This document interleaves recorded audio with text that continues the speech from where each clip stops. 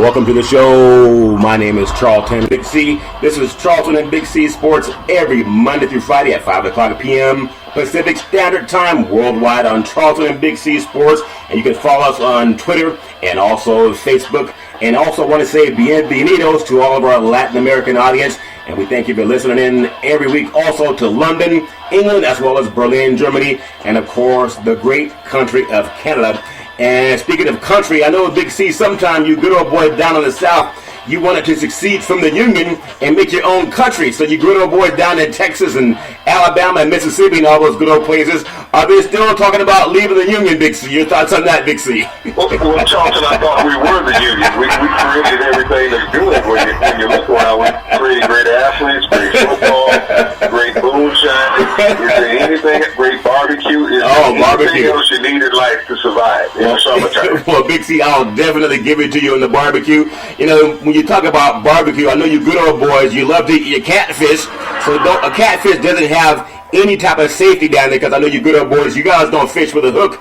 I hear you fish with a net, Big C. That's not fair.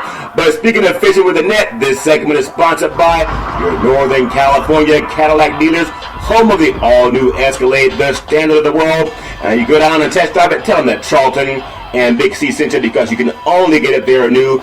And Big C, we've had so much happening in the world of sports, and I know you calling in every week from the East Coast, actually, so I thank you for doing that. I know it's about 8 o'clock your time, and I know you good old boys go to bed around 6 from what I hear, Big C. Is that true? Well, you know, after we call in the catfish, they listen to us like a dog, you know. They want us time to come home and eat. You eat early, that way you can go to bed early, you don't have to sit up and... See, we get all the programming early here in the East. Yeah. You guys got to wait till late in the West to get it. Yeah, I understand. In fact, when you talk about getting programming late in the West Coast, I think the BET Awards were on last night. And this goes back to Hollywood, Big C. I know you like to blend Hollywood and sports and how it all ties together.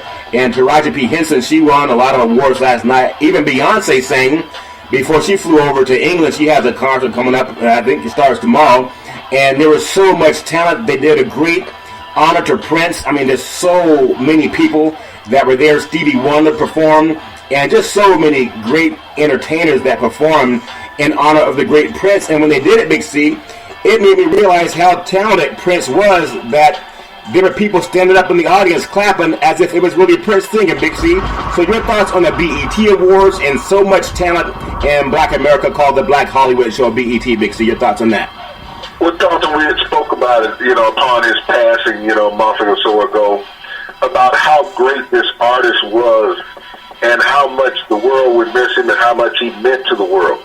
And you got an array of that last night, Charlton, at the BET Awards. Yeah. This man's music crossed all genres, all eras. There was nothing that he could not sing, no instrument that he could not play. He was a true musical genius and talent. You know, and it reached out and touched so many people. As you saw the affection in the crowd last night, Charlton, yeah, you know, it almost gave you a feeling that he was still there. Yeah, that's but true. That's what we talk about with people who make an impact. You know, we've talked about the late Muhammad Ali who passed recently. Yeah. The impact that he made on so many lives. And when you look at that with Prince, you know, you have so many young artists today that are 1- and 2-hit wonders. Yeah. Okay, now, when you think about Prince, you got to go back to the late 70s, yeah, when his hits started, Charlton. Yeah. And so you're looking at 4 decades of hit music on the charts, stuff that never even made it to the charts because it's never even been produced. Yeah. That's a legacy. You know, anybody can come out and get that one song and ride it for a year. Yeah. This man, when you talk about an album, he had a suitcase. Yeah. Of great music. Yeah, I mean, he had so much music, and the thing that was so great about Prince, the great Jennifer Hudson, and let me just tell anybody listening, if you haven't heard Jennifer Hudson sing, I don't know if there's anyone that can challenge her vocals. I know they talked about the late Whitney Houston and how great she was with her voice, but Jennifer Hudson, when she sings, I mean, you can talk about Chaka Khan, Mary J. Blige, anybody. Jennifer Hudson did a tribute to Prince with Stevie Wonder, and I thought it was so powerful, Big C, that everybody gave her a standing ovation, even though it was a song that Prince sang. She's just amazing, Big C. Your thoughts on Jennifer Hudson? she's very powerful. One of my all-time favorite songs of hers is "Living in the Spotlight." Yeah. And, Jennifer Hudson played in the movies Dreamgirls, and she just knocked it out of the park. People remember she got her start on American Idol. Yeah. But she has crossover when we talk about Hollywood and athletes. Jennifer Hudson has been that singer in Hollywood. Oh, yeah. Who has starred on all stages. But when you talk about, her vocal range last night, Charlton, and the appreciation and the emotion that she had in that. Yeah. That's uncanny. Yeah. But, she's a superstar. She hasn't gone out and sought the star life, but she's a superstar in her own. But when you sit back, as you say, Charlton, and you listen to the pleasantry of her voice. Yeah. And it just resonates, and it makes you feel good. Oh, yeah. That's what a true artist is when they make you feel good. I mean, Big C, she seems so good. You probably don't need moonshine when you got her sitting there piping music in your ears, Big C. Well, that's a true Southern girl. Oh, is he really Southern? She probably resonated from down here in our neighborhood, but that's the type of talent we have all the time. And Jennifer Hudson showed a little bit of it on television last night. Oh, yeah. What a true Southern girl sounds like. Yeah, well, ironic too, and we'll get into the sports segment, because a lot of these people, like Beyonce, she performed at Super Bowl 50 last year in San Francisco, Santa Clara. And talk about talent, she's very talented. And what I contribute that to, this talent that you have in the black community. Now, the BET Awards, there are also a few white Americans that are also there to honor the award winners of the BET, because our society is mostly integrated by now. But in the meantime, when you still look at Hollywood and the Oscars, and Chris Rock talked about it, it's segregated in the decision making. But what I say to people, the same reason we created Big C Sports, Charlton Big C Sports, is don't sit back and wait for someone to give you what you want. Don't sit back and wait for someone to tell you, okay, we're going to give you an opportunity. Don't sit back and wait for someone to say, hey, we're going to get back to you. We have a few more resumes to go through. Create your own thing, and that's what happened with creating the show, Big C, when you said we were working at Salem Media, took them to #1 in the sports market in the United States, and then, just like Richard Pryor said, they wanted to give us compliments instead of money. So you go out and do your own thing. And when you do your own thing, you can have a great process and a great experience. So I compliment BET last night, and Chris Rock, in fact, Spike Lee and Sam Jackson was there. Big C, Sam Jackson is one of the highest paid actors in the history of motion pictures. Can you believe that, Big C? Well, if you look back 20, 30 years ago, Charlton, no one would have ever thought that you'd have African-American actors making the type of money they have. You have a Sam Jackson, you had a Van Rings, you have Will Smith, you have Denzel Washington. Oh, amazing actor. And a plethora of other female African-American actors. Yeah.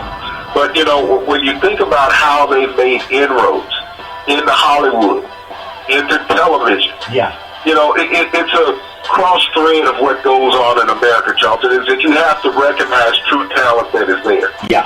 When you think about the early black actors, Sidney Poitier didn't get great breaks, even though he won an Oscar, Harry Belafonte, even Bill Cosby. Yeah. There was a lot of satire movies that these actors had to play, and they weren't taken in serious roles. Sammy Davis Jr., they always amazing talent. Amazing talent. The co-star. They weren't the star. Now, our African-American lead actors are carrying movies, Charlton. Yeah. When you look at how they've done it over the years. Even Dwayne Johnson, yeah, whose dad was an actor, an African-American. So when you think about it, we have the little guy, Kevin Hart. Yeah. Is huge. And, amazing. when you think about O'Shea Jackson, and everybody knows him as Ice Cube, who has really stepped out into the forefront into acting with good Martin Lawrence, who's been there for many years. The great James Earl Jones, Charlton. Oh, amazing. One of the greatest voices in the history of the world. Yeah. So, you have to be proud as an African-American. The roles that these men and women have taken into the spotlight, yeah, and become dominant. We've seen African-Americans win Oscars, male and female. So that makes you very proud that there's an opportunity if you do it right. Yeah. And we've seen these people do it right, Charlton.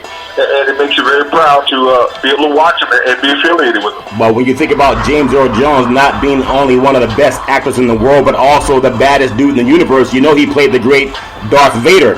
And when Darth Vader showed up, everybody's tightened up, Big C. He ran a tight ship throughout the universe. But I also want to say this, too, because in the sports business, and I want to get back on this again, because you open my mind to a lot of things. And I tell you that, Big C, you read a lot more than I do. I'm more of a Google person.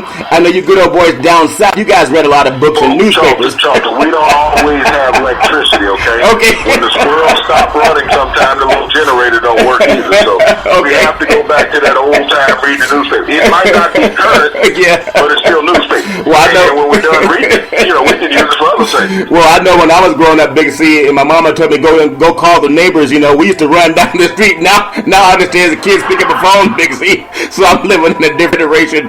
But I do want to bring this up because you talked about it, and I don't want to let it go like a lot of other networks have. I looked at this parading of the black athlete when we just had the NBA draft, and we talked about drafting the 30 teams in the NBA. We had the first and second round. The first pick was Ben Simmons, a 6'10", shooting forward out of LSU, and the 30th pick by the Golden State Warriors, Damian Jones, a 7-foot center out of Vanderbilt. In the second round, you had the Celtics, D'Antonio Davis out of Michigan State, a 6'10" power forward. And then when you look at the 60th pick overall, it was Tyrone Wallace, a 6'5" point guard out of Cal Berkeley. Now, why do I bring that up, Big C? Because you brought it up so well last week. And I think sometimes the thing with our society and young people like myself, Big C, is it's news today and gone tomorrow. But these athletes, as the draft is over, what happened to the guys that didn't make it, Big C? What happened to the guys that competed and they came out of the high school ranks and they went across this stage by NBA and Adam Silver's giving people a hat and a t-shirt? They're talking about their wingspan and how high they can jump, but nothing about their academic accomplishment, or not even acknowledging the schools that they went to, because if they do that, then it points to the exploitation that is college basketball, when predominantly 19 of the 20 starters in the last year's Final Four were all black kids. Of course, they're not going to pay them. But just touching that again, Big C, why it bothered you so much? Jonathan, it's bothered me for years, that they try to use this label student athlete. Yeah. How can you call someone a student athlete? Perfect example, Ben Simmons, a year at LSU, 0 GPA. Now, if you're not exploiting the kids, why aren't they in class? And there's a whole level. It's like peeling back an onion, Charlton. Who does not know this young man is going to class? Whether it's the head coach, whether it's the dean of admissions, whether it's the dean of the college, whether it's the academic advisor, or even the professors. They know he's not in class. So who's reporting to who, Charlton? When you talk about exploitation, when was the last time you thought you saw a top 25 basketball coach show up at a young man's home and say, I plan on having your son for 4 years, getting him his master's degree, or even his bachelor's degree, Charlton. We're going to make sure that he maintains at least a 3.0 GPA. And we're going to have him counseling and tutoring. That's not what they talk about. We have basketball coaches, Charlton, talking about, we just want you for 1 year and spin you off. We're going to get you to the NBA. We're going to get you to the show. Now, you think about how many times John Calipari has said that, Rick Pitino has said that, Ron Cougar has said that, and a wealth of other basketball coaches, Charlton, have said that. And so you get a young man, he's in 1 year, 2 years, you automatically know, Charlton, he has no degree. Well, no ambition. Well, see, Big C, the great commissioner Adam Silver, who's done a ragtag job since he's been commissioner. And those players that he brought across the stage, and even ESPN, who had the spotlight, not one player was talked about what he studied in college, Charlton. What was his academic load? What did his major, anything, Charlton, had he declared? No, they do not do that. ESPN is as exploiters as anybody else because they have an opportunity to tell the truth. They have this mic for hours, and they say nothing about enhancing this young man's life. Oh, he's in there. You got 60 players drafted, Charlton, 60. 22 of them were from Europe. 38 from the U.S. What happened to that other 100 players that didn't get drafted? Well, that's the true question. That's a really good question. And speaking of true questions, this segment is also sponsored by your Northern California BMW dealer, home of the ultimate driving machine. Go down and test drive the super powerful M7, also known as the 760Li. And when you're test driving it, Let them know that Charlton and Big C sent you. Also by Goosehead Property and Casualty Insurance. They beat about 98% of the people when it comes to competition. And also tweet out to Charlton and Big C Sports or call 916-271-2788. And also, Big C, when I bring this up, you know, the BMW 7 Series, it was part of the European Golf Tournament over the weekend in Germany. Now, we talk about the 760 Li and how powerful that is. And the reason I bring it up is because it's called the ultimate driving machine. And if you ever test driven a BMW, you know what I'm talking about. How do I transition that into the sports business? The sports business is a $1 billion industry, and we know that boys and girls sports is the foundation of this $1 billion industry. Well, since integration, the black athlete is the foundation of this $1 billion industry when it comes to NFL football, especially NBA basketball. Not so much for baseball, but track and field dominated by African Americans. And I make this so powerful because when you look at the Olympics and why it's important that you talked about these athletes getting money. Okay, these athletes need to get paid because Olympic stadiums are constructed to see athletes from around the world participate. Most of these athletes are African American. So you can make money in the Olympics if you declare yourself as a professional and you go into the Olympics, but you can't get paid going to college while you help make the university tens of millions of dollars, Big C. I always thought I would be happy just to cheer and clap, but now that I have my own son, I would never let one of these coaches come in and talk to my kid about going off to his college to play football, basketball, and baseball if they cannot show me the GPA of the players that already came to their schools, Big C. I think that should be a major push. And if you don't graduate kids, you lose a scholarship for the next year. Is that too egregious, Big C? Do you think that has any track? Charlton, that would be the perfect scenario for every child that you lose. And we're talking about somebody's child, not an athlete. Exactly. So every child that you lose and you fail to get an education for is that you lose that scholarship. Yeah. Now, universities know exactly what they're doing in their exploitation room. Yeah. And like I said, when you get these coaches walking, we're not going to graduate you. Yeah. We don't have anybody on our full scholarship roster. Yeah. With the GPA. Because these kids, the kids who graduate on college basketball teams, Charlton, are those 4 to 5 walk-ons down at the end of the bench. Yeah. That maybe late in their third year or in their fourth year, they'll give them a partial or a full scholarship, but they've been paying their way for 3 years. Yeah. At a university. Yeah. But the guys who are making the university all the money, they give them a scholarship, but they're gone in 1 to 2 years. Yeah. And when you look at the draft, Charlton, I recall 2 seniors, Buddy Hield out of Oklahoma. Yeah, Oklahoma. And Sabonis out of Gonzaga. Yeah.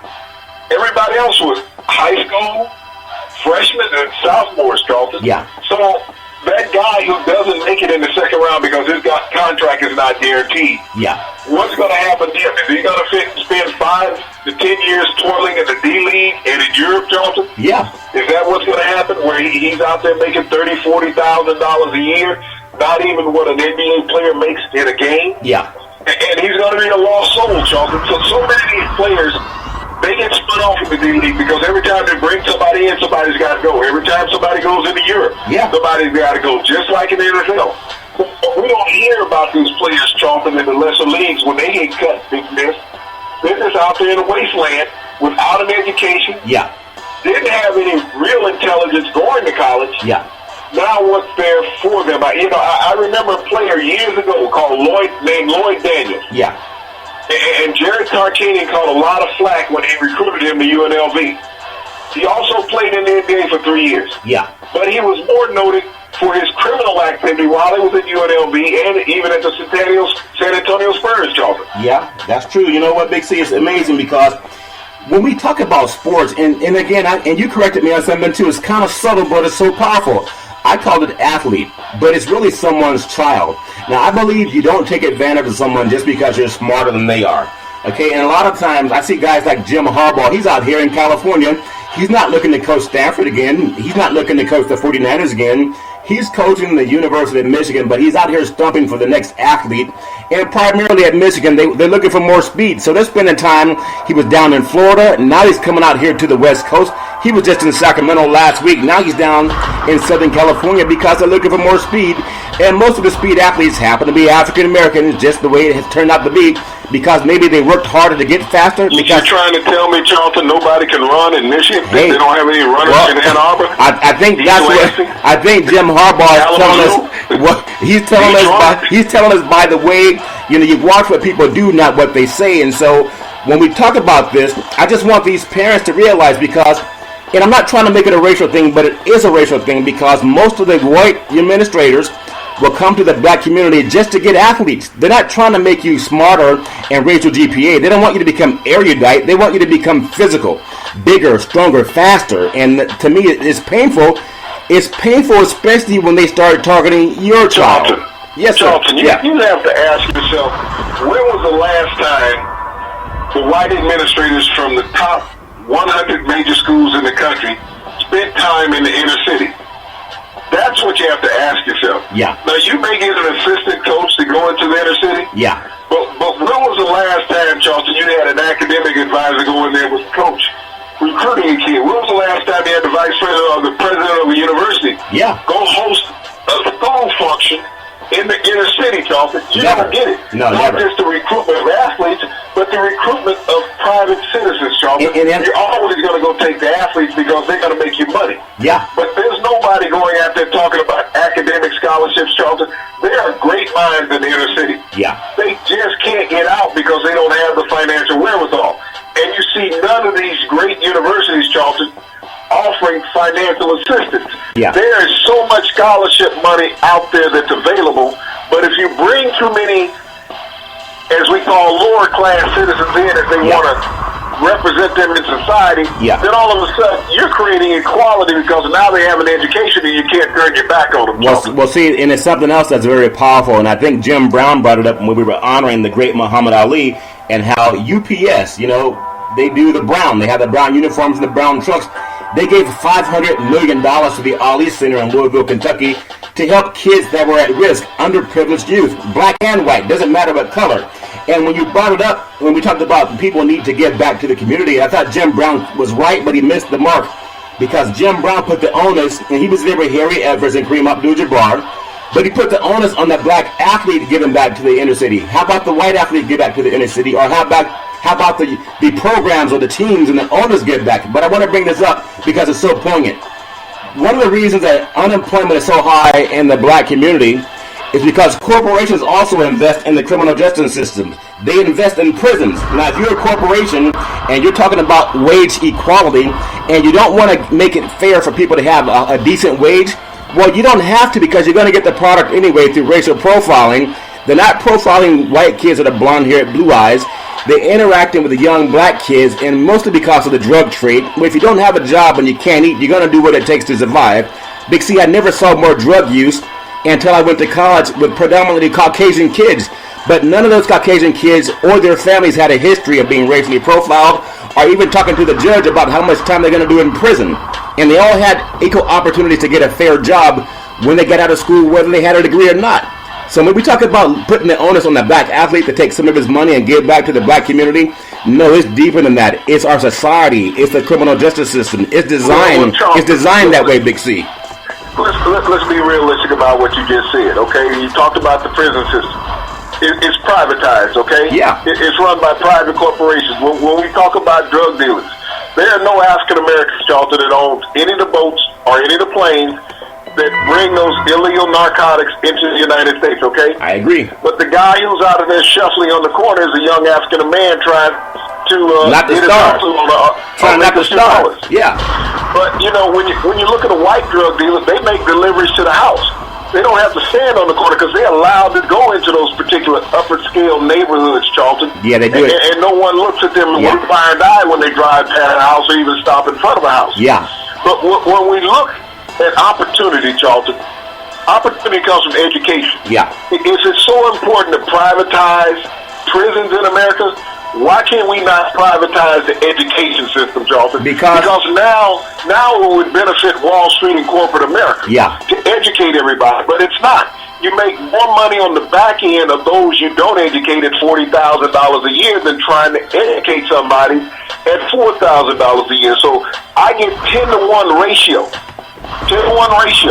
money-wise, by incarcerating somebody versus educating somebody. And as you said, it's racial inequality. When you look at the prison incarceration rate in America, 70 to 75% of those incarcerated are African American. Now, African Americans only run what? About 13 to 15%. 13% of the population. So there's a huge disparity. And when you look at all law enforcement, you know, in the United States, it's at least 80% white, Charlton. Anglo.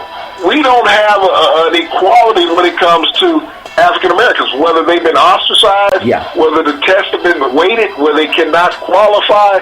We have that in fire departments as well as police departments, Charlton. In civil service jobs, African Americans have historically gotten a lesser opportunity in civil service jobs. So there's always going to be this huge disparity. And when society is run, I mean, everybody just saw People versus OJ. Okay? How many black cops did we see in that whole series? One. And LA is one of the most diverse cities in the United States, but you saw one. And you saw Ron Shipp. Ron Shipp, Ron Shipp, that was it. There was no blacks testified in the OJ trial, no black detectives, no black officers.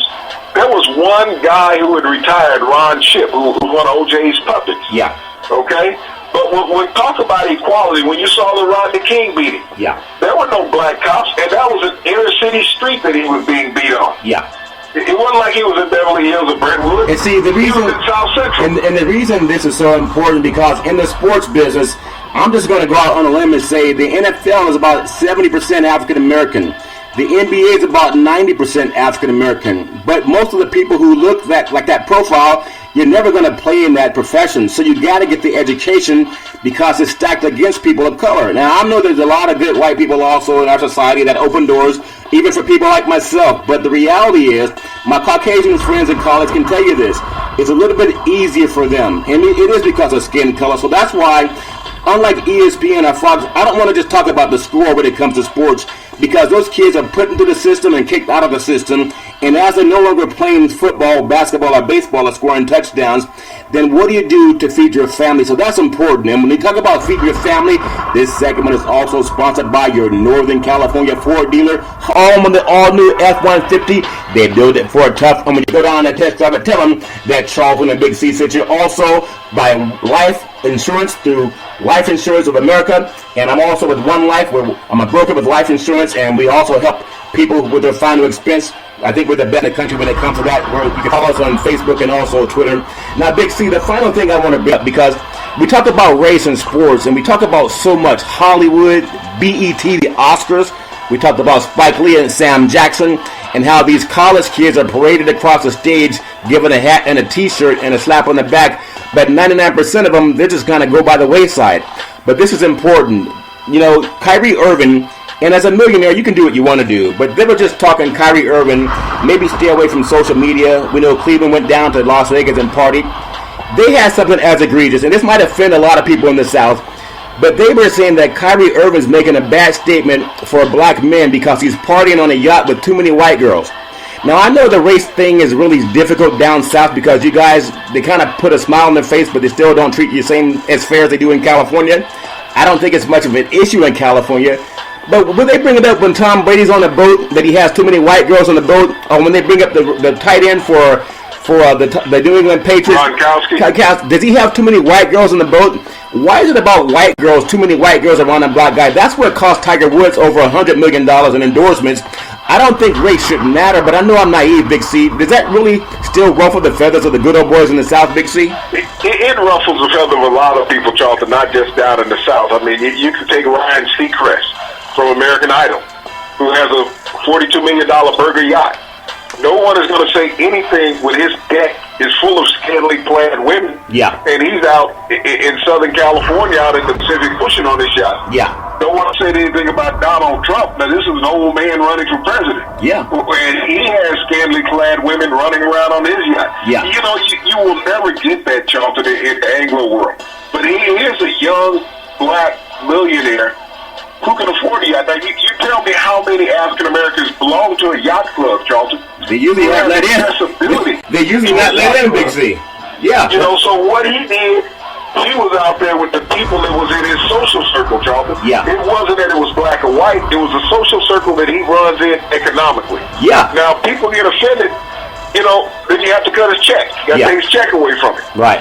But he wasn't doing anything outlandish. All he was with the people. Did anybody cry and say anything about the women that were there in Vegas? No. You go to Vegas. How many African-American women do you see dancing on stage in Vegas in one of those burlesque shows? They're about 90% Caucasian, but no one says, well, that's a problem. I mean, I think that's so important because, and this is for people who are so infatuated with sports the same way I am, Big C. But most people, when they play sports, it's only going to last about 5 years on average, whether you're football, basketball, or baseball. There's still a world that goes on, and perception-wise, and when it comes to media, which is what we do, I want to make sure that people have their eyes open, because I used to be naive too, and sometimes I still am naive, Big C. But talking to you, I used to think that maybe you're just an angry black guy from the South, you dealt with Jim Crow. But as I realized, maybe my eyes have been a little bit closed because California is a little bit more freestyle in a sense. But when we talk about taking someone's contract endorsement away because he's around a Caucasian woman, there are a lot of black women who can marry, outside of the race, if you want to call it that too. But no one really puts a lot of pressure on black women that may do that. I mean, in society, you date who you want to date. I just think there's always this pushback, like the Emmett Till effect, when they have a black guy and there's white women that flock to him. And I brought this up before. When you think about it, usually for most black men, when you do become rich and famous, you're approached by the Caucasian race for the most part, even for poor black guys. But when it comes to that, it's not just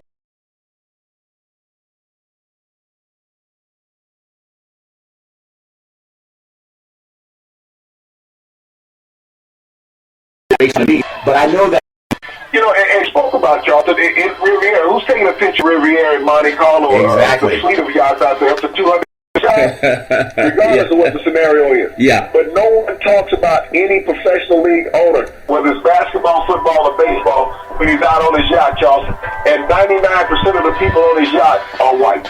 Well, see, that's important because at some point in time, we got to get to the point where it doesn't matter what color somebody is, but I know that it does matter in certain parts of society. I just hope that someday we can get to the point where we can treat people the way they want to be treated. In the final segment, Big C, I just want to bring this up that this segment is sponsored by United Labor, guaranteed $100,000 insurance, no medical checks. And I'm a broker with United Labor. We are trying to recruit brokers from all over the country to issue guaranteed life insurance. And you tweet out the Charlton Big C Sports. And also, Big C, in the final minute of the program, I just want to bring this up because it's so powerful.